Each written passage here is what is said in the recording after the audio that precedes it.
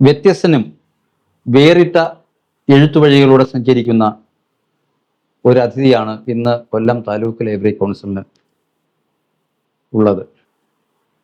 കൊല്ലം taluk library council നടത്തിയ പ്രഥമ ചെറുകഥാ മത്സരത്തിൽ കോന്ത്ര എന്ന ചെറുകഥ എഴുതിക്കൊണ്ട് വിജയിയായ ഇളവൂർ ശശിയാണ് ഇന്ന് നമ്മൾ അവതരിപ്പിക്കുന്നത്. ഇളവൂർ ശശിക്ക് നമസ്കാരം. നമസ്കാരം. 2021 ആദ്യ പുസ്തകം പുറത്തിറങ്ങിയതിന് ശേഷം ഇപ്പോൾ 25 ആവുകയാണ്. 4ാമത്തെ പുസ്തകത്തിലേക്ക് ഇളവൂർ ശശി എത്തുകയാണ്.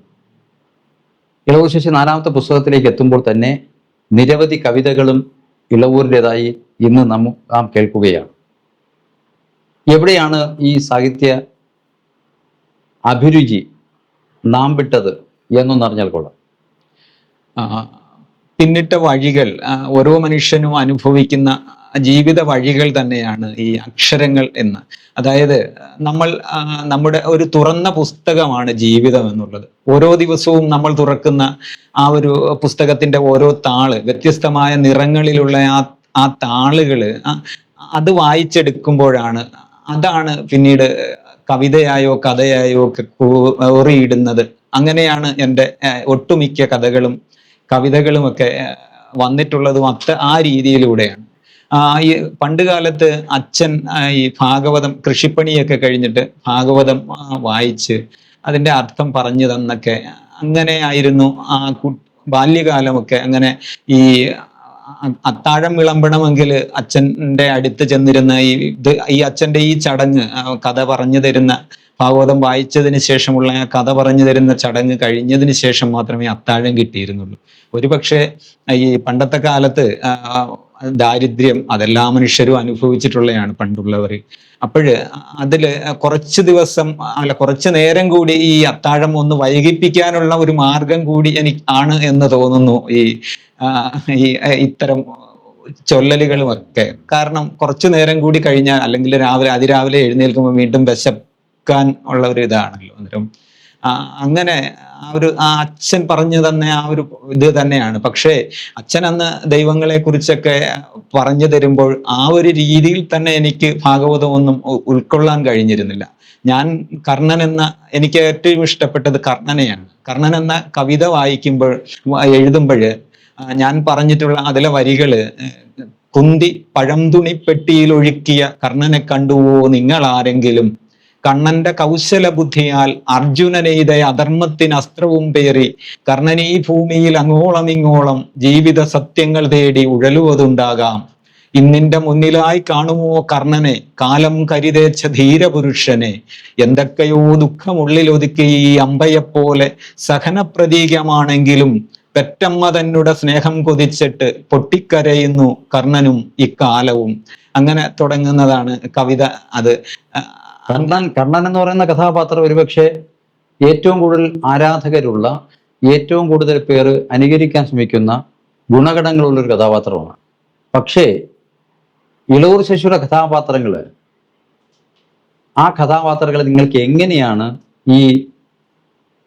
നിങ്ങൾക്ക് മുന്നിലേക്ക് അത് എത്തിയത്, നിങ്ങൾക്ക് ലഭിച്ചത്, അതിനെ ഇത്ര വ്യത്യസ്തമായി കോറിയിടാൻ നിങ്ങൾക്ക് എങ്ങനെയാണ് കഴിഞ്ഞത് എന്നാണ് എൻ്റെ സംശയം. പലപ്പോഴും പുസ്തകം വായിക്കുന്നത് ഇതില് ആദ്യത്തെ പുസ്തകമായ വെളിച്ചപ്പാടിന്റെ അമ്മയും മുട്ടനാടിന്റെ സൂപ്പും എന്ന ആ പുസ്തകത്തിലെ ആദ്യ കഥയുടെ പേര് ശവപ്പെട്ടിക്കാരന്റെ മനസ്സ് എന്നാണ്. അതെന്റെ ഒരു വിചാരമായിരുന്നു. ചില കഥകൾ അങ്ങനെയാണ്, എനിക്ക് ആകാൻ കഴിയാത്ത കാര്യങ്ങളുണ്ട്, ചിലത് എന്നെ കൊണ്ട് സാധിക്കില്ല. പക്ഷേ എൻ്റെ കഥകൾ കൊണ്ട് അത് സാധിപ്പിച്ചെടുക്കുന്ന ഒരു രീതി, ആ ഒരു സ്വന്തം ഹൃദയം പറിച്ചു നൽകുന്ന നമ്മൾ പത്മതീർത്ഥക്കുളത്തിലൊക്കെ ലൈവായിട്ട് ഒരു മനുഷ്യൻ ജീവന് വേണ്ടി വെള്ളത്തിലേക്ക് താഴുന്നതൊക്കെ നമ്മൾ ലൈവായി കണ്ട് ആസ്വദിച്ചവരാണ്. അപ്പോൾ തന്നെയാണ് മറ്റൊരു പയ്യൻ, ഈ കൂട്ടുകാരൻ തൊളിക്കുഴിയിലേക്ക് താഴുന്നത് കണ്ടിട്ട് അവനെ രക്ഷിക്കാനായി അതിലേക്ക് ഇറങ്ങുകയും അവൻ അതിൽ മരണപ്പെടുകയും ചെയ്യുന്ന അത്തരം ഒരു മനുഷ്യനും, അങ്ങനെയുള്ള മനുഷ്യരും ഈ കാലത്ത് ജീവിച്ചിരിക്കുന്നു എന്നുള്ളതിന്റെ അതുകൊണ്ട് തന്നെയാണ് ഇത്തരം ഒരു കഥ ഞാൻ ശവപ്പെട്ടിക്കാരന്റെ മനസ്സ് എന്നുള്ള ഒരു കഥ എഴുതി അതിൽ ആ കഥാപാത്രത്തെ അവിടെ കൊണ്ടുവന്നത്. അപ്പോൾ ചിലത് ഞാൻ അനുഭവിച്ച ജീവിതം അല്ലെങ്കിൽ ഞാൻ കടന്നുപോയ നാട്ടിലെ അല്ലെങ്കിൽ വഴികളിലെ അനുഭവങ്ങൾ ഇതൊക്കെയാണ്. പക്ഷെ ചിലത് അതെന്റെ സ്വപ്നമാണ്. ഈ എനിക്കിങ്ങനെയാകണം. അതായത് രണ്ടാമത്തെ പുസ്തകമായ കോന്ത്രയില് ആദ്യത്തെ കഥയുടെ പേര് തണൽ വീട് എന്നാണ്. കോന്തരയിൽ ഞാൻ വരുന്നത് അതിന്റെ ആദ്യത്തെ പുസ്തകത്തിൽ തന്നെ നിങ്ങൾ തുടക്കത്തിൽ നിങ്ങളുടെ ആമുഖമായിട്ട് പറയുന്ന ഒരു വാചകമുണ്ട് അതിൽ. എനിക്ക് വിദ്യാഭ്യാസമോ ശ്രേഷ്ഠമായ സാഹിത്യകതയെക്കുറിച്ച് അറിവോ ഇല്ല എന്ന് പറയുമ്പോൾ തന്നെ ഈ ഉന്നത വിദ്യാഭ്യാസം നേടിയവരും ശ്രേഷ്ഠമായ സാഹിത്യകൃതികളുടെ ഒക്കെ യാത്ര ചെയ്തിട്ടുള്ളവരോ സൃഷ്ടിക്കുന്നത് പോലെയുള്ള കഥാപാത്രങ്ങളല്ല നിങ്ങൾ സൃഷ്ടിച്ചിട്ടുള്ളത്. വ്യത്യസ്തമായ ഈ കഥാപാത്രങ്ങളെ ജീവിതത്തിന്റെ ഏത് ശ്രേണിയിൽ ഏത് വ്യവഹാര മേഖലയിൽ വെച്ചാണ് നിങ്ങൾ കണ്ടുപിടിക്കുന്നത്? ഉദാഹരണം കോന്ത്ര തന്നെ എടുത്താൽ, കോന്ത്ര വലിയച്ഛന്റെ വീട്ടിലൊക്കെ ഞങ്ങളുടെ വലിയച്ഛന്റെ വീട്ടില് ഈ കൊയ്ത്തും മെതിയും ഒക്കെ ഉണ്ടായിരുന്നു. അത് അവിടേക്ക് ഞാനും എൻ്റെ അമ്മയും അച്ഛനും ഒക്കെ ഇങ്ങനെ സഹോദരങ്ങളും ഒക്കെ ചേർന്നിട്ട് ഞങ്ങളും പോകുമായിരുന്നു. കൊയ്യാനും നെല്ല് പതിരാക്കാനും ഒക്കെ പോകുമായിരുന്നു.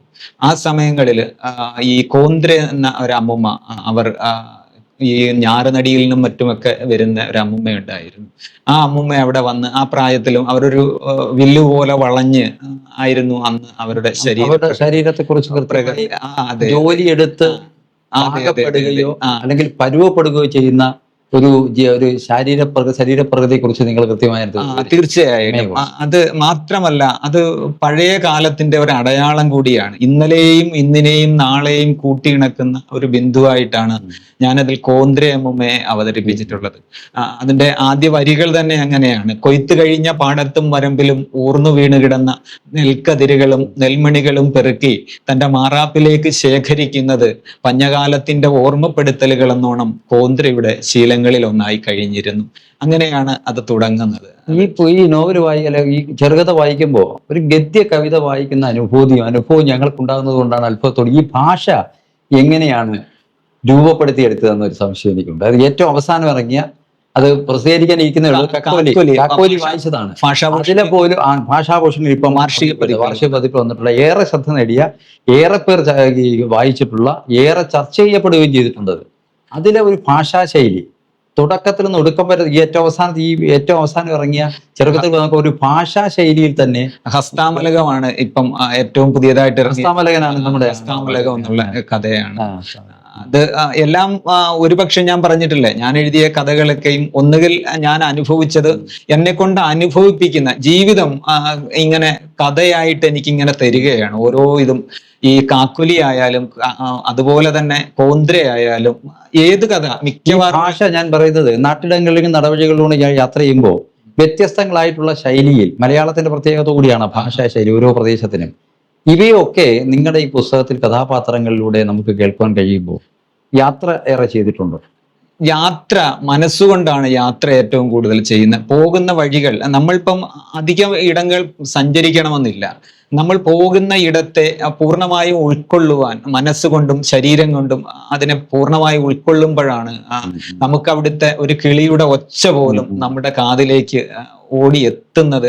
അത്തരം ഇതിലൂടെയാണ്. അന്നേരം ഈ ഒരുപക്ഷെ ജീവിതത്തിൽ മറ്റു മനുഷ്യരുമായി ഇടപഴകുമ്പോഴും ഒക്കെയും പല മനുഷ്യരെയും, പല രൂപത്തിലുള്ള മനുഷ്യരെയും അവരുടെ വർത്തമാനങ്ങളും ഒക്കെ കാണുകയും അവരെ ഈ ഒരു പുസ്തകം നമ്മൾ വായിച്ചെടുക്കുന്നതിനും അപ്പുറമാണ്, 1000 പുസ്തകം വായിച്ചെടുക്കുന്നതിനും അപ്പുറമാണ് ഞാൻ ഒരു ദിവസം പണിക്കായി ഇറങ്ങിപ്പോകുന്ന ഒരു ദിവസം രാവിലെ മുതൽ വൈകുന്നേരം വരെ എൻ്റെ കൂടെ നിൽക്കുന്ന ആളുകളോടൊപ്പം സംസാരിക്കുകയും അവരുടെ ജീവിതങ്ങൾ മനസ്സിലാക്കുകയൊക്കെ ചെയ്യുമ്പോൾ ഇതിനേക്കാളും ഈ പുസ്തകങ്ങൾ വായിക്കുന്നതിനും അപ്പുറത്തേക്ക് അവരുടെ ഭാഷയും അവരുടെ രീതികളും ഒക്കെ എനിക്ക് ഞാൻ മനസ്സിലാക്കിയെടുക്കുന്നത് അങ്ങനെയാണ്. ഒരുപക്ഷെ അത് തന്നെയാകാം ജീവിതത്തിൽ അതൊന്ന് കോറിയിടുന്നു എന്ന് മാത്രമേ ഉള്ളൂ. പേപ്പറിലേക്കൊന്ന് പകർത്തി വെക്കുക എന്ന് മാത്രമേ ഞാൻ ചെയ്യുന്നുള്ളൂ. അല്ലാതെ കൂടുതലായി ഒന്നും തന്നെ. കാരണം ഞാൻ ആദ്യമേ വെളിച്ചപ്പാട് എൻ്റെ അമ്മയും മുട്ടനാടിന്റെ സൂപ്പ് എന്ന ആദ്യ പുസ്തകത്തിൽ തന്നെ പറഞ്ഞിട്ടുണ്ട്. ഞാൻ വൊക്കേഷണൽ ഹയർ സെക്കൻഡറി വരെയാണ് പഠിച്ചിട്ടുള്ളത്. അതിനുശേഷം അങ്ങനെ കൂടുതൽ പഠിക്കാനൊന്നും കഴിഞ്ഞിട്ടില്ല. അത് അവിടെ തന്നെ ഒരു ചോദ്യം ഞാൻ കൂട്ടി ചോദിക്കുകയാണ്. നിങ്ങളുടെ ചില എഴുത്തുകളുടെ ശക്തി, കരുത്ത്, അതിൻ്റെ വരികൾക്കിടയിൽ വായിക്കുമ്പോൾ ഒരു വിങ്ങൽ കേൾക്കാം, തേങ്ങൽ കേൾക്കാം. ഒരു ഞാൻ വായിച്ചൊരു പറയാം. നിങ്ങൾ പറയുന്നു, നിങ്ങളുടെ ഇകഴ്ത്തലുകളാണ് എന്റെ അടുപ്പിലെ വിറവുകൾ, ആ വിറവുകൾ കത്തിത്തീരുമ്പോഴേക്കും ഞാൻ പാകമാകുന്നു. അത്രത്തോളം അനുഭവിച്ചിട്ടുണ്ടോ ജീവിതത്തില്?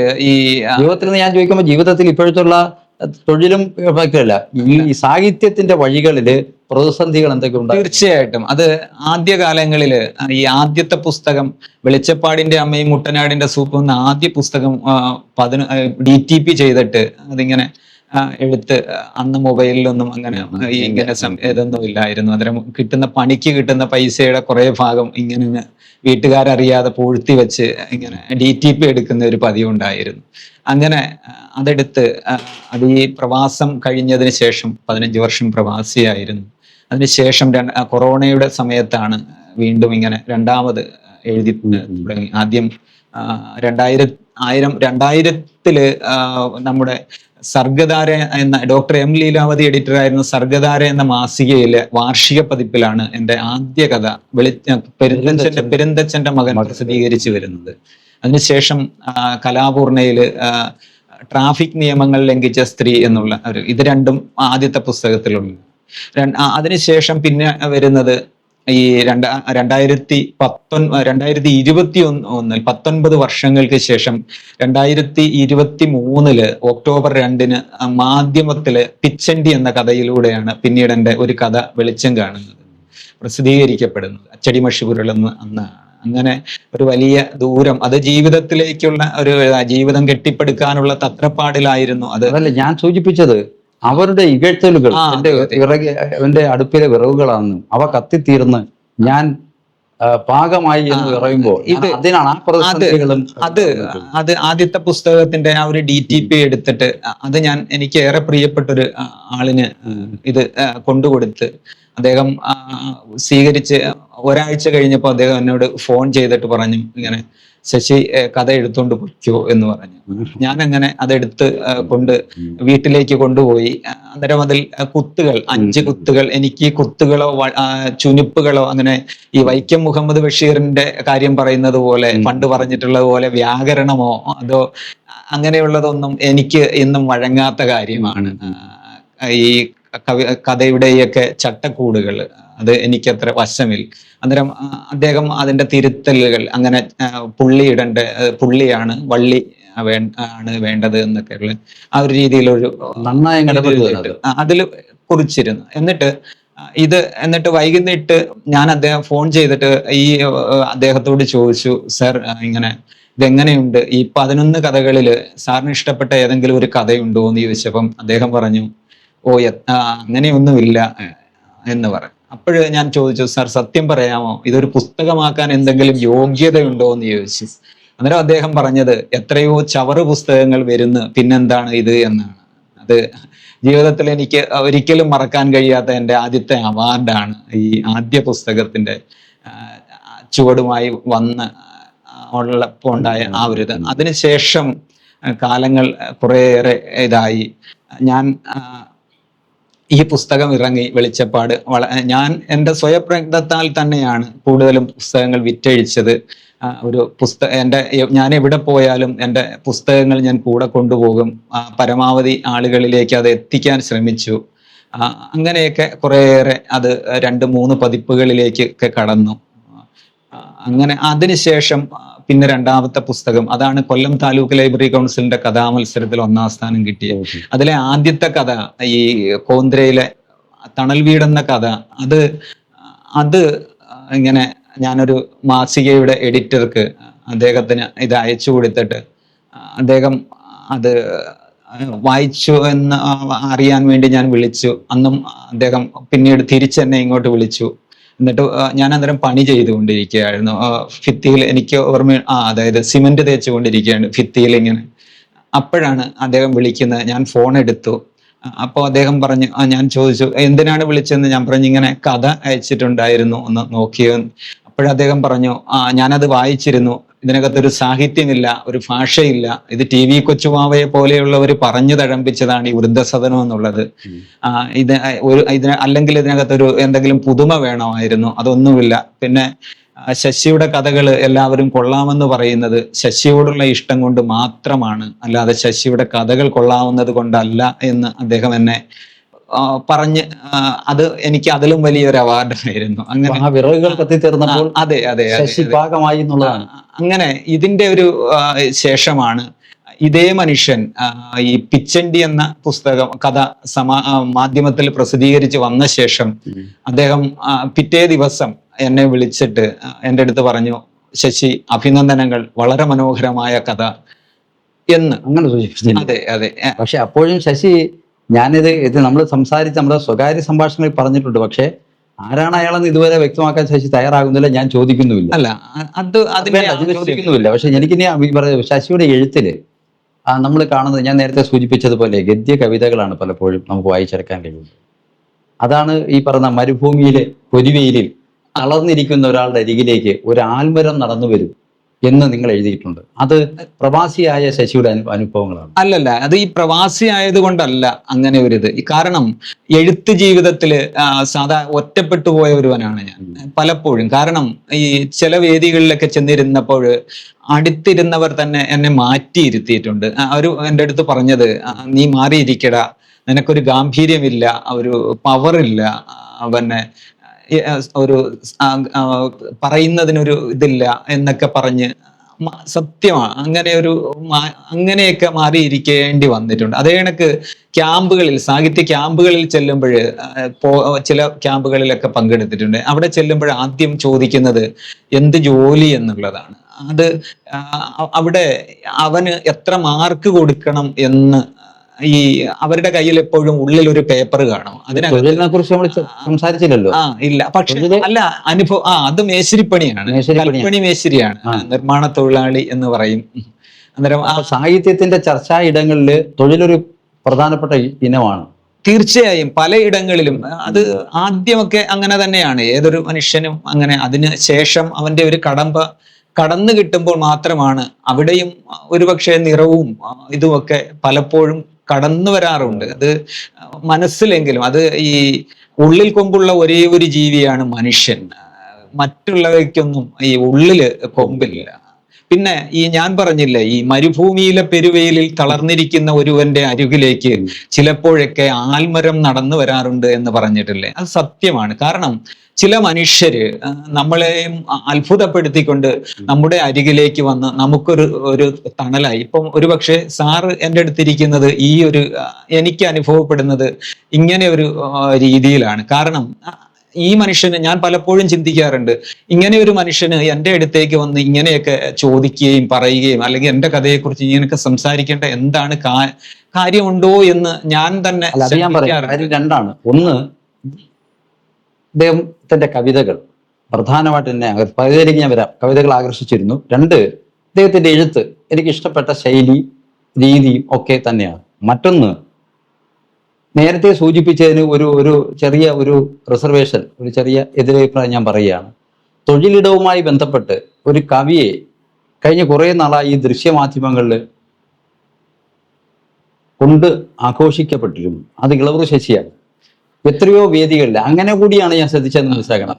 തൊഴില് ഇപ്പൊ പറഞ്ഞല്ലോ, തൊഴിലൊരു ബാരിയറായി നിൽക്കുമ്പോൾ, തടസ്സമായി നിൽക്കുമ്പോൾ, മാർക്ക് ലഭിക്കാത്ത ഒരു ഐറ്റമായി നിൽക്കുമ്പോൾ, ശശി തൊഴിലിടത്തിൽ നിന്ന് തന്നെ മേശിരിപ്പണി ചെയ്യുമ്പോൾ തന്നെ കവിതകൾ പകരുകയും, അതോടൊപ്പം തന്നെ ഈ ചെറുകഥകൾ മനോഹരമായി പുസ്തകം നോക്കാതെ മറ്റൊരു എഴുത്തുകാരൻ അങ്ങനെ അങ്ങ് അനായാസമായി പറയാൻ പറ്റുമെന്ന് ഞാൻ അത്ഭുതപ്പെട്ടിട്ടുണ്ട്. അതുകൊണ്ടാണ് ഞാൻ പറഞ്ഞത്, നിങ്ങളുടെ എഴുത്തുകളിൽ ഈ പലപ്പോഴും ഞാൻ ഗദ്യ കവിതകള് ഇങ്ങനെ വായിക്കുന്നത് പോലെയാണ് ഈ ഇത് വായിച്ചിട്ടുള്ളത്. തൊഴിൽ പ്ലസ് ആണെന്നാണ് എൻ്റെ ഒരു അഭിപ്രായം.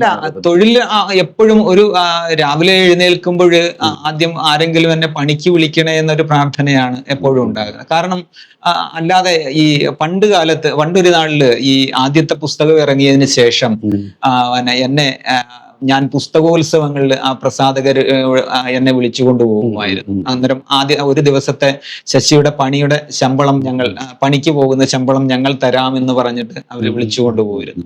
അങ്ങനെ പത്തനംതിട്ടയിൽ ഒരു പുസ്തക വിൽപ്പന കഴിഞ്ഞിട്ട് വൈകുന്നേരമായപ്പം എന്നെ തൊട്ടടുത്ത സ്റ്റാളിലെ പുസ്തകോത്സവം, ലൈബ്രറി കൗൺസിലിന്റെ പുസ്തകോത്സവം സ്റ്റാളിലെ അദ്ദേഹം എന്നെ വിളിച്ചിട്ട് എൻ്റെ അടുത്ത് പറഞ്ഞു, ശശിക്ക് സ്ഥിരമായി ഞാനൊരു ജോലി തരാം, ശശി എൻ്റെ കൂടെ പോരുന്നോ എന്ന് ചോദിച്ചു. പുസ്തകശാലയിൽ, ഞങ്ങളുടെ പുസ്തകശാലയിൽ സ്ഥിരമായി ജോലി. അപ്പൊ ഞാൻ അദ്ദേഹത്തോട് പറഞ്ഞു, സാർ ഞാനൊരു മേശിരിപ്പണിക്കാരനാണ്, ഞാൻ ഓരോ ദിവസവും ഓരോ വീടുകളിലും ഒക്കെ പോയി അവിടെ പണിയെടുക്കുമ്പോൾ അവിടെ നിന്ന് കിട്ടുന്ന അനുഭവങ്ങൾ ഒക്കെയാണ് ഞാൻ കഥയായിട്ട് കുറിച്ചിടാറുള്ളത്.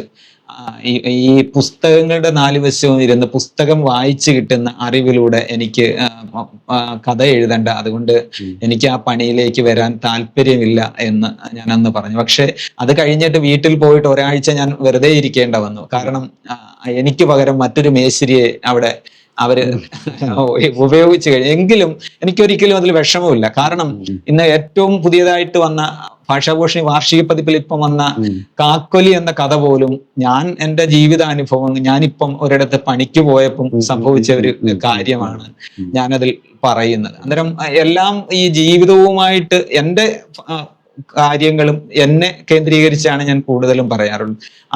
ഞാൻ എൻ്റെ രക്തം ഇല്ലാത്ത ഒരു കഥയിൽ എൻ്റെ ബ്ലഡ് ഗ്രൂപ്പ് വരെ ഞാനതിൽ ഈ സൂചിപ്പിക്കുന്നുണ്ട്. അത് ഈ ആദ്യത്തെ പുസ്തകത്തിലെ ശവപ്പെട്ടിക്കാരന്റെ മനസ്സ് എന്നുള്ളതില് എൻ്റെ രക്ത ഗ്രൂപ്പാണ് പറയുന്നത്. ഇപ്പം കാക്കൊലിയില് ഏറ്റവും അവസാനം ഞാൻ എൻ്റെ തൂക്കം ആണ് ഏറ്റവും അവസാനമായി പറഞ്ഞു വെക്കുന്നത്. ബൈക്കിൽ പോകുമ്പോ അതിലെ 57.5 കിലോ ഏറ്റവും അവസാനം അതിൽ വെള്ളത്തിലേക്ക്.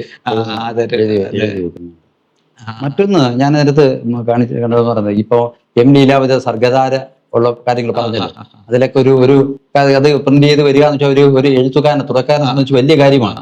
പക്ഷെ പിന്നീട് നമ്മൾ കാണേണ്ട ഏറ്റവും പ്രധാനപ്പെട്ട വിഷയം എന്ന് വെച്ചാൽ ഒരുപാട് അനുഭവങ്ങൾ ഈ ജീവിതത്തിന്റെ ഈ വ്യത്യസ്തമായ മേഖലയിൽ നിന്ന് കിട്ടുമ്പോൾ തന്നെ നിങ്ങൾക്ക് ഈ അനുഭവങ്ങൾ ഏറെ കിട്ടിയത് എനിക്ക് തോന്നുന്നു പങ്കെടുത്ത ക്യാമ്പുകളിൽ നിന്നാണ്.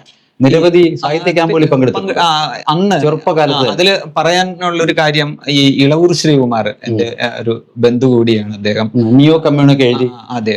അദ്ദേഹം ഇങ്ങനെ എന്നെ അദ്ദേഹത്തിന്റെ വീട്ടിൽ ഒരു ലൈബ്രറി തന്നെയുണ്ട് സ്വന്തമായി. അദ്ദേഹമാണ് എന്നെ വായനയിലേക്കൊക്കെ ആദ്യം കൊണ്ടുവരുന്നത്. ഈ അദ്ദേഹത്തിന്റെ പുസ്തകങ്ങളൊക്കെ കണ്ടിട്ട് അവിടെ നിന്ന് പുസ്തകം എടുത്തുകൊണ്ട് പോയി വൈക്കം മുഹമ്മദ് ബഷീറിന്റെ ഒക്കെ കഥകളൊക്കെ കൊണ്ടുപോയി വായിക്കുക, അല്ലെങ്കിൽ OV വിജയന്റെയും ആയാലും ഉണ്ണിയാറിന്റെ ആയാലും എല്ലാം ഇങ്ങനെ കൊണ്ടുപോയി വായിക്കുന്നത് അന്ന് തുടങ്ങിയ ഒരിതാണ്. അന്നേരം ഇതിൽ നിന്നാണ് വായനയിലേക്ക് വരുന്നത്. അദ്ദേഹം തന്നെയാണ് ഈ ആദ്യത്തെ കഥ, ഈ പെരുന്തച്ഛന്റെ മകൻ എന്ന കഥ ഈ സർഗധാരയിലേക്ക് അയച്ചു കൊടുക്കുന്നത്. പ്രസിദ്ധീകരിച്ചപ്പോഴാണ് ഞാൻ അറിയുന്നത്. അങ്ങനെ അന്നത്തെ കാലത്ത് അദ്ദേഹം എനിക്കൊരു സപ്പോർട്ട് തന്നെ. അദ്ദേഹമാണ് എന്നെ ഈ പുരോഗമന കലാ സാഹിത്യ സംഘത്തിന്റെ ക്യാമ്പുകളിലേക്കൊക്കെ കൊണ്ടുപോകുന്നത്. അങ്ങനെ അവിടെയൊക്കെ ചിലയിടത്തൊക്കെ പവിത്രേശ്വരത്തും മറ്റുമൊക്കെ ക്യാമ്പുകളിലും ഒക്കെ ട്രസ്റ്റ് അതിലൊക്കെ കഥ അവതരിപ്പിക്കാനും ഒക്കെ പോകുന്ന, ഇങ്ങനെ പലയിടങ്ങളിലും എനിക്ക് ക്യാമ്പുകളിൽ, അന്ന് മേപ്പൻകോട് വിദ്യാധരൻ സാറൊക്കെ ആയിരുന്നു പൂക്കാസോടെയൊക്കെ പ്രസിഡന്റും മറ്റുമൊക്കെ, അദ്ദേഹമൊക്കെ നയിക്കുന്ന ആ ഒരു ഇതിലേക്കൊക്കെ പങ്കെടുക്കാൻ കഴിഞ്ഞിട്ടുണ്ട്. അത് ഒരുപക്ഷെ അത് ജീവിതത്തിൽ വല്ലാത്ത ഒരു മാറ്റം കൊണ്ടുവന്നിട്ടുണ്ട്. ഈ പല മനുഷ്യരെയും കേഴാച്ചേരിയൊക്കെ കാണുന്നത് തന്നെ ഈ ഇത്തരം ക്യാമ്പുകളിലൊക്കെ വെച്ചിട്ടാണ്. അങ്ങനെ ഒരു അനുഭവം ഉണ്ടായിരുന്നു. പിന്നീട് മേപ്പൻകോട് വിദ്യാധരന്റെ പുസ്തകങ്ങൾ ഞാൻ കുട്ടിക്കാലത്ത് വായിച്ചിട്ടുള്ളത്. ശ്വാനനെ ആവശ്യമുണ്ടെന്നും പറഞ്ഞിട്ടൊരു, അത് മാത്രമല്ല അദ്ദേഹത്തിന്റെ നിരവധി പുസ്തകങ്ങൾ, കാരണം മാത്രമല്ല മഹാന്മാരെ പരിചയപ്പെടുത്തിക്കൊണ്ട് അദ്ദേഹത്തിന്റെ ഒരു സീരീസ് ഓഫ് ബുക്സ് ഉണ്ട്. അതിനകത്താണ് കാർൽ മാർക്സ്, എംഗൽസും ലെനിനും EMS അടക്കമുള്ള കെ ദാമോദരൻ അടക്കമുള്ള ഒരുപാട് പേരെ കുറിച്ച് കുട്ടികൾക്ക് വേണ്ടി തയ്യാറാക്കിയ ഒരു പുസ്തകം. അത് മേപ്പൻകോട് മാത്രമല്ല, അത് അദ്ദേഹത്തിന്റെ സാഹിത്യ പ്രവർത്തനത്തിന്റെ സവിശേഷതയാണ്. ഒപ്പം തന്നെ അദ്ദേഹം ഈ പുക്കാസയുടെ ഭാരവാഹി എന്ന നിലയിൽ വലിയൊരു സംഘാടകനും കൂടിയായിരുന്നു. ഇപ്പൊ അദ്ദേഹം ശശി പറഞ്ഞതുകൊണ്ടാണ് ഞാൻ നാട്ടുകാരൻ കൂടിയാണ്. ഞാൻ അദ്ദേഹത്തെ മരണത്തിന് പങ്കെടുത്തു, അനുശോചന യോഗത്തിൽ പങ്കെടുത്തിട്ട് മേപ്പൻകോടിന്റെ പേരിൽ ഒരു ലൈബ്രറി ഇപ്പോൾ സജീവമായി. എന്റെ പുസ്തകങ്ങളൊക്കെ എവിടെ ഉണ്ട്. കവിതയിലേക്ക് വരാനിടയായത് എപ്പോഴാണ്? കവിതയുടെ ലോകത്ത് നിന്ന് കവിതയിലേക്ക് എങ്ങനെയാണ് പെട്ടെന്നൊരു മാറ്റമായിരുന്നു? അല്ല, ആദ്യം കവിതയൊക്കെയാണ് എഴുതി തുടങ്ങിയത്. ഈ 8-9 ക്ലാസ്സുകളിലൊക്കെ ആകുമ്പോൾ മുറ്റത്ത് തൊടിയിലുമൊക്കെ ഉള്ള ചെടികളെയൊക്കെ കണ്ടിട്ട് അതിനെയൊക്കെ ഇങ്ങനെ ആദ്യം എഴുതിയ ഒരു 4 പേര് ഓർമ്മയുണ്ട്. ആദ്യം എഴുതിയത് ഈ ചെടി, ഞാനൊരു റോസ നട്ടു, ഓരോ ദിനത്തിലും ആ ചെടി മൂട്ടിലായി ആവോളം വെള്ളം കുടഞ്ഞൊഴിച്ചു. നാളുകളേറെ കഴിഞ്ഞപ്പോഴുണ്ട് ആ ചെടിയിൽ ഒരു പൂ പിടിച്ചു. അന്നേരം പൂ പിടിച്ച സന്തോഷത്തെ കൊണ്ട് ഞാൻ തുള്ളിച്ചാടി എന്നും പറഞ്ഞിട്ട്, എന്നിട്ട് അവിടെ ഒരു കറുത്ത വണ്ട് വരുന്നതാണ്. കരിവണ്ടിലും കനിവുള്ള നിറമുള്ള ചിത്രശലഭമേ നീ എന്നോട് പൂവിനെ നോവിക്കരുതേ എന്നും പറഞ്ഞിട്ട്. ഏത് ക്ലാസ്സിൽ അതൊക്കെ ഒരു 8-9 ക്ലാസ്സുകളിലൊക്കെയാണ്. അപ്പോഴ് അവിടെ ഈ 10ാം ക്ലാസ്സിലും 9ലും 10ലും ഒക്കെ വാക്കനാട് ഗവൺമെന്റ് ഹൈസ്കൂളിലാണ് ഇത് 10ാം ക്ലാസ് വരെ പഠിച്ച, 6 മുതൽ 10 വരെ. അന്നൊക്കെ ഈ ഒരു മലയാളം അധ്യാപകൻ ഉണ്ടായിരുന്നു, മാധവൻ പിള്ള സർ. അദ്ദേഹം ഇന്ന് മരണപ്പെട്ട് കുറെ നാളായി. മലയാള ഭാഷാ അധ്യാപകനായിരുന്നു. അതെ. അദ്ദേഹത്തിനാണ് എന്റെ ആദ്യ പുസ്തകം സമർപ്പിച്ചിരിക്കുന്നത്. ആദ്യത്തെ പുസ്തകം. അന്നേരം അദ്ദേഹം പക്ഷെ ഒരിക്കലും അറിഞ്ഞിരുന്നില്ല ഞാൻ ഇങ്ങനെ എഴുതുകയൊക്കെ ചെയ്യും. മാധവൻ പിള്ള സാറിന് വാക്കനാട് ഞാൻ അന്നേരം അദ്ദേഹം ഈ പൊൻകുന്നം വർക്കിയുടെ ശബ്ദിക്കുന്ന കലപ്പ് എന്ന കഥ വായിച്ചിട്ട് അദ്ദേഹം അവസാനം ഇങ്ങനെ കണ്ണുനീരോടെ നിൽക്കുന്ന ഒരു ചിത്രം ഇന്നും എന്റെ മനസ്സിൽ. കഥ എങ്ങനെയായിരിക്കണം എന്ന് പറഞ്ഞാല് മാധവൻ പിള്ള സാർ ആയിരിക്കും എന്റെ മനസ്സിലേക്ക് ആദ്യം. കാരണം അദ്ദേഹം ആ കണ്ണുനീരോടെ അവിടെ നിൽക്കുന്ന ആ ഒരു ചിത്രം മാത്രം മതി ഒരു കഥ എങ്ങനെ ഇരിക്കണമെന്ന് എന്റെ മനസ്സിൽ എനിക്ക് രൂപപ്പെടാം. പലർക്കും പല ഭാവങ്ങളാണല്ലോ, എങ്കിലും എന്റെ മനസ്സിൽ എപ്പോഴും കഥ, ചെറുകഥ എന്നാൽ എങ്ങനെ ഇരിക്കണം എന്നുള്ളത്, ആ ശബ്ദിക്കുന്ന കലപ്പയായാലും അല്ലെങ്കിൽ മറ്റേത് കഥയോ കവിതയോ ആയാലും അത് കനകച്ചിലങ്കയൊക്കെ ഒരു ഇത് പാടുന്നതും അതിന്റെ മാത്രമല്ല, അദ്ദേഹം പഠിപ്പിക്കുന്ന ഒരു പാഠഭാഗത്തില് ഏതെങ്കിലും ഒരു ചെറിയ വാക്ക് മറ്റേതിനെങ്കിലും കുറിച്ചുണ്ടെങ്കിൽ ഈ പാഠഭാഗം ഇവിടെ നിർത്തിവെച്ച ശേഷം ആ കഥ പറഞ്ഞു തന്ന് അതിനുശേഷമാണ് പിന്നെ വീണ്ടും അദ്ദേഹം ബാക്കി ഭാഗം തുടരുന്നത്. അങ്ങനെ അതൊരു അദ്ദേഹത്തിന്റെ ഒരു വലിയ ശീലമായിരുന്നു. അതിന്റെ ഏറ്റവും പ്രധാനം എന്ന് വെച്ചാൽ അദ്ദേഹത്തിന്റെ വായനാശീലം തന്നെയായിരുന്നു. അദ്ദേഹം നിരവധിയായ പുസ്തകങ്ങൾ വായിക്കുകയും അതിൽ നിന്നുള്ള അറിവുകളെല്ലാം ക്രോഡീകരിച്ച് അതിങ്ങനെ തൻ്റെ ഭാണ്ഡക്കെട്ടുകൾ പോലെ സഞ്ചികളിൽ ഇങ്ങനെ സൂക്ഷിക്കുന്ന ഒരിതാണ്. ഈ മയിൽപീലിക്ക് അദ്ദേഹം എന്നാൽ ഒരു മയിൽപീലി എന്ന്, മയിൽ എന്ന് പറയാം, ആ മയിലിന്റെ പീലികൾ വിടർത്തി നിൽക്കുന്ന, പക്ഷേ ഇവിടുത്തെ ഓരോ പീലികൾക്കും വ്യത്യസ്തമായ നിറങ്ങളാണ്. അദ്ദേഹത്തിന്റെ ഓരോ കാഴ്ചപ്പാടുകൾ അല്ലെങ്കിൽ അദ്ദേഹം വായിച്ച പുസ്തകങ്ങൾ, അങ്ങനെ ആ ഒരു നിറങ്ങളെല്ലാം കൂടി യോജിച്ച ഒരു വർണ്ണപ്രപഞ്ചം തന്നെയാണ് അദ്ദേഹത്തിന്റെ ആ ഒരു കാഴ്ചപ്പാടുകൾ. അതാണ് എന്നെ ഏറ്റവും കൂടുതൽ ആകർഷിച്ചിട്ടുള്ളത്. ഒരുപക്ഷെ അദ്ദേഹത്തിന്റെ ഈ ഇങ്ങനെയുള്ള ഈ കഥ പറച്ചിൽ തന്നെയാണ്. ഇളവൂർ ശശിയുടെ ഏതെങ്കിലും പുസ്തകങ്ങളോ രചനകളോ അദ്ദേഹം കാണുവാനില്ല? ഇല്ല, ഒരിക്കലും ഇല്ല. അദ്ദേഹം ഒരു നിർഭാഗ്യമായിട്ട് കരുതുകയാണ്. അത് വല്ലാത്ത ഒരു വേദനയോടുകൂടിയ ആ ഒരു നിമിഷത്തെ. മാത്രമല്ല, ഈ പറഞ്ഞ സ്കൂളിൽ പഠിക്കുന്ന കാലത്ത് ഞാൻ എന്റെ അന്വേഷണത്തിൽ മനസ്സിലാക്കിയത് നാട്ടിലെ കലാസാംസ്കാരിക രംഗത്ത് നിറഞ്ഞു നിന്ന ഒരു ബാല്യമാണുള്ളത് എന്നാണ്. നാടകരചന, അഭിനയം, സംഗീതം, സംവിധാനം എല്ലാം. കാരണം ബാലചന്ദ്ര മേനോൻ മോഡലായിരുന്നു നാട്ടിലെന്നാണ് ആ പ്രദേശത്ത് നിന്ന് അറിയാൻ കഴിഞ്ഞത്. ഈ നാടകം അത് ആദ്യം ഈ സ്കൂൾ പണ്ട് കാലത്ത് ഓണപരിപാടികൾക്കൊക്കെ നാടകം സംഘടിപ്പിക്കുക, ക്ലബ്ബുകൾ, ചെറിയ ക്ലബ്ബുകൾ, എന്റെ കൂട്ടുകാരെയൊക്കെ വിളിച്ചിട്ട് ഞാൻ തന്നെ എഴുതും, കവിതയും ഞാൻ തന്നെ ആയിരിക്കും, അതുപോലെ തന്നെ അതേപോലെ അത് ആലപിക്കുന്നത് ഞാനായിരിക്കും. എന്നിട്ട് വളരെ കഷ്ടപ്പെട്ടാണ് അതിൽ ചിലപ്പോൾ ജയിലും ഒക്കെ ഉണ്ടെങ്കിൽ ഈ അയൽ വീടുകളിലൊക്കെ കയറി ഇറങ്ങിയിട്ട് അവിടെ നിന്നുള്ള ചെറിയ തുണ്ട് കയറുകളും ഒക്കെ കൂട്ടിക്കൊണ്ടുവന്നിട്ട് ഇതെല്ലാം കൂടെ കൂട്ടി യോജിപ്പിച്ചിട്ട് ആണ് ജയിലൊക്കെ ഉണ്ടാക്കുന്നത്. അതില് പിന്നെ കരി തേച്ചിട്ട് കറുപ്പിക്കുക. പക്ഷെ തുടങ്ങാൻ നേരത്ത് മഴയായിരിക്കും. ഈ കിണർ ഒക്കെ വിശ്രമാലയം എന്നായിരുന്നു ഞാൻ ആദ്യം അവതരിപ്പിച്ച നാടകത്തിന്റെ പേര്. അത് വാക്കനാട് സ്കൂളിലേക്ക് പോകുന്ന ഇടത്ത് അവിടെ ഒരു കിണറും ഒരു ആലും ഒരു ചുവട് താങ്ങിയും ഒക്കെ ഉണ്ടായിരുന്നു. അത് ആയിരുന്നു എൻ്റെ ആദ്യത്തെ നാടകത്തിന്റെ രംഗം. അത് ഞങ്ങൾ ഇങ്ങനെ ഉണ്ടാക്കിയെടുത്തതാണ്. അതെല്ലാം പായലൊക്കെ കൊണ്ടുവന്നിട്ട് കഷ്ടപ്പെട്ട് ഇതെല്ലാം തയ്യാറാക്കി വെച്ചപ്പോഴും മഴയായി. കഷ്ടപ്പാടിന്റെ അനുഭവമാണ് ഇപ്പൊ അനുഭവിച്ചുകൊണ്ടിരിക്കുന്നത്. അതെ, നല്ല അനുഭവമാണ്. കാരണം അന്നത്തെ ആ ഒരു ചുവട്, ആ ഒരു പോയ വഴികൾ, നമ്മളുടെ മനസ്സിനെ നമ്മൾ മുന്നോട്ട് നടക്കുമ്പോൾ നമ്മുടെ നിഴലിനെ നമ്മൾ മുന്നേ നടത്തുകയാണെങ്കിൽ അത് ജീവിതത്തിൽ എന്നും നമുക്ക് നമ്മുടെ ചിത്രം വ്യക്തമായി വരയ്ക്കാൻ കഴിയും. കാരണം നമുക്ക് തന്നെ നോക്കി വരയ്ക്കാം ഈ നമ്മുടെ നിഴല് മുന്നിലുണ്ടെങ്കിൽ. അതുപോലെ ഞാൻ പിന്നിട്ട ആ വഴികളെയൊക്കെ ഇത് വരച്ചെടുക്കുക എന്നുള്ളത് അത് തന്നെയാണ് ഒരുപക്ഷെ നമ്മുടെ ഓർമ്മകളാണ് എപ്പോഴും നമ്മളെ മുന്നോട്ട് നടത്തുന്നത്. കാരണം ഈ നെല്ലിക്ക തിന്ന ശേഷം വെള്ളം കുടിക്കുന്നത് പോലെ ഹസ്താമലകം എന്ന കഥയിൽ തന്നെ പറയുന്നുണ്ട്. അത് ഈ നെല്ലിക്ക കഴിച്ചതിന് ശേഷമുള്ള ആ ഒരു വെള്ളം കുടിക്കുന്ന രുചിയാണ് എപ്പോഴും നമ്മുടെ പൂർവ്വകാലം, നമ്മുടെ പിന്നിട്ട ആ ബാല്യം മുതലുള്ള കാലത്തിന്റെ ആ ഒരു ഓർമ്മകൾ. അതിൽ ദാരിദ്ര്യത്തിന്റെയൊക്കെ വളരെ ഇത് കാരണം അന്നൊക്കെ എല്ലാവരും കഷ്ടപ്പെട്ട് ഈ നമ്മുടെ ഈ ആഹാരം വിളമ്പുന്നത് തന്നെ ഈ ഞാനതൊരു കഥയിൽ തന്നെ പറഞ്ഞിട്ടുണ്ട്.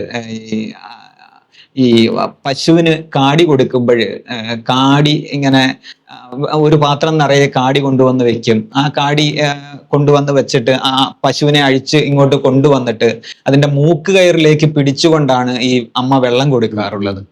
അപ്പോഴ് അതിന്റെ ഉദ്ദേശം എന്ന് വെച്ചാൽ ആദ്യം ഈ വെള്ളത്തിന് ഉള്ളിലേക്ക് മുക്കളെ ഇട്ടിട്ട് അതിൽ നിന്നുള്ളതെല്ലാം കഴിക്കാതെ ആദ്യം വെള്ളം കുടിക്കുക. അതുപോലെ രാവിലെ വീട്ടിൽ അമ്മ തരുന്ന പഴങ്കഞ്ഞിയുണ്ട്, ഒരു പാത്രം നിറയെ വെള്ളം, അന്നത്തെ വെള്ളപ്പാത്രം ഉണ്ടല്ലോ പിഞ്ഞാണി എന്ന് പറയുന്ന, അതിൽ പഴങ്കഞ്ഞി തരും. അത് നിറയെ വെള്ളമായിരിക്കും. അതിന്റെ ഏറ്റവും അടിയിൽ അല്പം ചീനി, മരച്ചീനിയുടെ വേവിച്ചത്, അതിന്റെ ഒരു കഷ്ണങ്ങളൊക്കെ ആയിരിക്കാമുള്ളൂ. അപ്പോഴ് ആദ്യം ഈ വെള്ളം കുടിക്കാൻ അമ്മ ഇങ്ങനെ വാതിൽക്കൽ ഇങ്ങനെ നിൽപ്പുണ്ടാകും. പിന്നെ ഒന്നും പറയില്ല, പക്ഷേ ഇതിൽ നിന്ന് അർത്ഥമാക്കിക്കോണം. അതായത് പശുവിനോട് പറയുന്ന ആ ഒരു വാക്കില്ലേ, ഈ ആദ്യം വെള്ളം കുടിക്ക് പിന്നെ അടിയിലേക്ക് മുക്കളയിടാം എന്ന് പറയുന്നത് പോലെ ആദ്യം വെള്ളം അല്പം കുടിച്ച് അതിനുശേഷം എന്നാലേ വയറ് നിറയത്തുള്ളൂ എന്നുള്ളതാണ്. അന്നേരം പല മനുഷ്യന്, ഞാനിപ്പോ എന്റെ കാര്യം പറയുമ്പം എന്തെല്ലാം അനുഭവിച്ചു, ഒരു നേരത്തെ ആഹാരം പോലും കഴിക്കാനില്ലാത്ത എത്രയോ മനുഷ്യർ ഇന്നും ജീവിച്ചിരിപ്പുണ്ട്. അപ്പോഴ് അത് ഒരനുഭവമാണ്. ഞാൻ എൻ്റെ ഒരു അനുഭവം പറഞ്ഞാൽ, കഴിഞ്ഞ സിദ്ധാർത്ഥ ഫൗണ്ടേഷൻ്റെ അവാർഡ് വാങ്ങാൻ ഇപ്പോ സാഹിത്യ അക്കാദമി പുരസ്കാരം നേടിയിട്ടുള്ള ഷിനിലാല് മറുപടി പ്രസംഗത്തിലൂടെ പറഞ്ഞപ്പോൾ ശ്രദ്ധേയരായ യുവ എഴുത്തുകാരുടെ 1-2 പേരുടെ പേര് പറഞ്ഞത്, ഒന്ന് ഇളവൂർ ശശിധരൻ, ഞാൻ ആ വേദിയിലുണ്ട് ആയിരുന്നു. അപ്പൊ അങ്ങ് അകലെ ഒരു പൊട്ടുപോലെ തൊഴിൽ എടുത്ത് ക്ഷീണിച്ച് അവശനായി ഒരു മൂലയിൽ കൂടിയിരുന്ന ഒതുങ്ങിയിരുന്ന ഇളവൂരിനെ ഞാനാണ് വിളിച്ചതെന്ന് എനിക്ക് തോന്നുന്നു. തീർച്ചയായും അതൊരു വല്ലാത്ത അംഗീകാരമായിരുന്നു. അതെ, എഴുത്തുകാരുടെ കാര്യം പറഞ്ഞപ്പോൾ ഞാൻ അദ്ദേഹം ഒരു കവി കൂടിയാണെന്ന് ഞാൻ സൂചിപ്പിക്കണം ഷിൻലാലിനോട്. മാത്രമല്ല എന്റെ ചോദ്യം ഇത്രയേ ഉള്ളൂ, ഈ ആദ്യം പ്രസിദ്ധീകരിച്ചു വന്ന കവിത ഓർമ്മയുണ്ടോ? ആദ്യം പ്രസിദ്ധീകരിച്ചു വരുന്നത് ഈ ഇതിലാണ്, അതായത് തളിര് മാസികയില് ഉണ്ണിയുടെ ദുഃഖം എന്നും പറഞ്ഞിട്ടൊരു കുഞ്ഞു കവിത, നമ്മുടെ സംസ്ഥാന ബാലസാഹിത്യ ആദ്യത്തെ പ്രതിഫലം കിട്ടിയതും അതിൽ തന്നെയാണ്. ഏകദേശം ഒരു 99 കാലഘട്ടത്തിലൊക്കെ, 98, 99 കാലഘട്ടത്തിലൊക്കെയാണ് അത് വരുന്നത്. അപ്പൊ പ്രതിഫലം എത്ര? 60 രൂപ തന്നു. ഒരു വർഷത്തെ വരിസംഖ്യ എനിക്ക് മമ്മി അയച്ചൊരു പുത്തനാം പാഴ്സലിൽ യന്ത്രങ്ങളൊക്കെയും വേണ്ടുവോളം പൊട്ടിച്ചിരിക്കുന്ന യന്ത്രമുണ്ട്, പൊട്ടിക്കരയുന്ന യന്ത്രമുണ്ട്, താരാട്ടുപാടുന്ന ഒരു യന്ത്രമുണ്ട്, താളം പിടിക്കുന്ന ഒരു യന്ത്രമുണ്ട്, ഉമ്മ തരുന്ന ഒരു യന്ത്രമുണ്ട്, ഉത്തരം നൽകുന്ന ഒരു യന്ത്രമുണ്ട്, എന്തിനും ഏതിനും യന്ത്രമുണ്ടെങ്കിലും എന്നെ സ്നേഹിക്കുന്ന ഒരു യന്ത്രമില്ല എന്ന്. അതാണ് ആ കവിത ഞാൻ വായിച്ചിട്ടുള്ള, അതുകൊണ്ടാണ് ആ കവിത അത് വല്ലാതെ ഫീൽ ചെയ്യുന്ന ഒരു കവിത. അത് ചെമ്മനം ചാക്കോയുടെ ഈ ധിക്കാരി എന്ന് പറയുന്ന ഒരു കവിത ഉണ്ടല്ലോ, ഈ കുട്ടിയെ പിന്നെ അവരുടെ താല്പര്യങ്ങൾക്ക് വേണ്ടി വിധേയനാക്കാൻ ശ്രമിക്കുമ്പോ എന്നെ ധിക്കാരി എന്ന് വിളിക്കാണ്, ധിക്കാരിയാകുന്ന ഇഷ്ടം എന്ന് പറഞ്ഞൊരു കവിത അതെനിക്ക് ഓർമ്മ വന്നത്. മാത്രമല്ല ഈ അടുത്ത കാലത്ത് ശ്രദ്ധേയമായ ഒരു കവിത നമ്മളൊരു വേദിയിൽ, ഒരേ വേദിയിൽ തന്നെ ഉണ്ടായിരുന്നു, നമ്മള് ഈ സമുദ്രത്തിന്റെ വേദിയിൽ നിങ്ങളൊരു കവിത ചൊല്ലിപ്പോയതിനു ശേഷം ആ കവിത കേട്ട 2 പേര്, അവർക്ക് ഉറക്കവുമില്ല ഊണുമില്ല എന്ന് പറഞ്ഞ് എന്നെ വിളിച്ചു. ഹോണ്ടി എന്നൊരു കവിതയാണ് ആ പയ്യൻ പാടിയെന്ന് പറഞ്ഞു. ഈ മണം എന്നാണ് ആ കവിതയുടെ പേര് തോന്നുന്നല്ലേ? അതെ അതെ, മണം. അത് വെച്ചാൽ അമ്മാവന്റെ അതൊന്നും ചൊല്ല, അവനിക്കൊന്ന് വിശദീകരണമൊന്നും വേണ്ട, കവിത ഒന്ന് നന്നായി ശരിയാക്കൊള്ളാം. കാരണം അന്ന് കേട്ടതിന്റെ ഒരു എന്താ പറയുന്നത് അസ്വസ്ഥത എന്റെ മനസ്സിൽ നിന്ന് ഇതുവരെ പോയിട്ടില്ല. മണം എന്റെ ഈ നസാരന്തരങ്ങൾ നിൽക്കുകയാണ്. ജീവിതമല്ലേ, ജീവിതം ഞാൻ പലപ്പോഴും പറഞ്ഞിട്ടില്ലേ, ജീവിതം തന്നെ കോറിയിടാനാണ് എനിക്ക് ഏറെ ഇഷ്ടം എന്ന്. ഈ മണം എന്ന കവിത, അത് ഞാൻ കവിത തന്നെ ഈ സംസാരിക്കുന്നതിലും നല്ലത്. പട്ടരാജന്റെ ഷാപ്പിലെ പട്ടച്ചാരായത്തിന്റെ കറക്കുന്ന വെറുക്കുന്ന മണമായിരുന്നു മാമന്. മാമിയുടെ മാറിലും മടിപ്പാടിലും മാമന്റെ കാൽപ്പാടിലെ മണ്ണിന്റെ മണമായിരുന്നു. രാത്രി ഏറെ വൈകിയെത്തുന്ന മാമന്റെ പുളിക്കുന്ന തെറിമണം കേട്ടുണരാത്ത ഒരു രാത്രി പോലും ഉണ്ടായിരുന്നില്ല മാമന്റെ മണമുള്ള 3 പെൺകുഞ്ഞുങ്ങൾക്കും. എങ്കിലും മാമൻ എപ്പോഴും അവരിലെ ആ മണം പലചരക്ക് കടക്കാരൻ കുട്ടൻ കൊച്ചാട്ടന്റെയും മുട്ടക്കച്ചവടക്കാരൻ അവറാച്ചായന്റെയും മീൻകാരൻ ഉസ്മാൻ കാക്കാന്റേതുമെന്ന് മണത്തറിഞ്ഞത്രേ. കണ്ണുനീരിൻ മണം കുതിർന്ന 4 വരി പച്ച മൺകട്ടയും മുകളിലൊരു ഓലമറയും തീർത്തൊരൊറ്റ മുറിപ്പുരയുടെ മൂലയ്ക്കൽ എന്നും 3 പെൺകുഞ്ഞുങ്ങൾ മണമില്ലാതെ മറയില്ലാതെ പരസ്പരം പുതപ്പായി വിശപ്പു മണത്തുറങ്ങിപ്പോയി. കടിച്ചു തിന്ന ശേഷം വലിച്ചെറിഞ്ഞു ഒരുടൽത്തോലുപോലെ മാമി അപ്പോഴും ചാണകത്തറയിലെ മാമന്റെ ശുക്ലത്തിൽ മലർന്നു കിടന്നിരുന്നു, മണവും മറയുമില്ലാതെ. പുരയ്ക്കൊത്ത നടുക്കായി കമിഴ്ന്നു കിടന്നിരുന്ന മാമന്റെ കുടൽ പുറത്തേക്കു തള്ളി ഷാപ്പിലെ നെമ്മീൻ കറിയും വേവിച്ച ചീനിയും പട്ടച്ചാരായവും മാമിതൻ ആർത്തവ ചോരയും കുഴഞ്ഞൊരാ ഛർദിൽ മണം കുടൽ കത്തുന്നൊരൻ മണത്തെ പുണർന്നു. ചവിട്ടുപാടിൽ നിന്ന് എഴുന്നേൽക്കാനാകാതെ പുരയ്ക്കു മൂലയിൽ ചോരമണത്തിൽ ഒട്ടിക്കിടന്ന മാമിതൻ ചുണ്ടൊന്നനങ്ങി. മാമൻ ഉലച്ചിട്ട ഛർദിലൊന്നെടുത്തെറിഞ്ഞേക്കുക പുറത്തിരുൾമണത്തിലേക്ക്, ശേഷം നീ എടുത്തോളുക തുടുത്ത നെമ്മീനിൻ തലയും വാലും. മരിച്ച കണ്ണിനാൽ തുറിച്ചു നോക്കുന്ന മുഴുത്ത നെമ്മീനിൻ കറിക്ക് തൊണ്ടയിൽ കുരുത്ത മോഹവും, കരിഞ്ഞ പള്ളതൻ കടുത്ത വേവലിൽ തിടുക്കമോടെ ഞാൻ 2 കരങ്ങളാൽ കോരിയെടുത്തുടൽ കറക്കുമീ മണം കുഴഞ്ഞൊരാ ഛർദിൽ. ഇടയ്ക്കതാ കിടക്കുന്നു നെമ്മീനിൻ നടുത്തുണ്ടം, ചിറകും പണ്ടവുമില്ലാതെ. വാലും തലയും വേർപെട്ടോരുടലിലപ്പോഴും തുടിക്കുന്നുണ്ട് മരണത്തിൻ മണം. കാലം ഏറെ കഴുകിക്കളഞ്ഞെങ്കിലും ഇന്നുമെൻ കൈകളിൽ മണക്കുന്നുണ്ട് ആ മണം. അതെ, സത്യമായും ഇന്നും ആ മീനിന്റെ മണം എൻ്റെ കൈകളിൽ മണക്കുന്നുണ്ട്. ജീവിതാനുഭവങ്ങൾ നടത്തിയെടുത്ത കഥയും കവിതയുമായി ഇളവൂർ ശശി നമുക്കിടയിൽ തന്നെയുണ്ട്. ഇനിയും വ്യത്യസ്തങ്ങളായിട്ടുള്ള കഥാപാത്രങ്ങളുമായി ശശി വരുമെന്ന പ്രതീക്ഷയിലാണ് നാം നിൽക്കുന്നത്.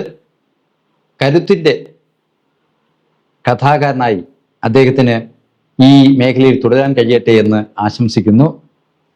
നന്ദി, നമസ്കാരം. സന്തോഷം.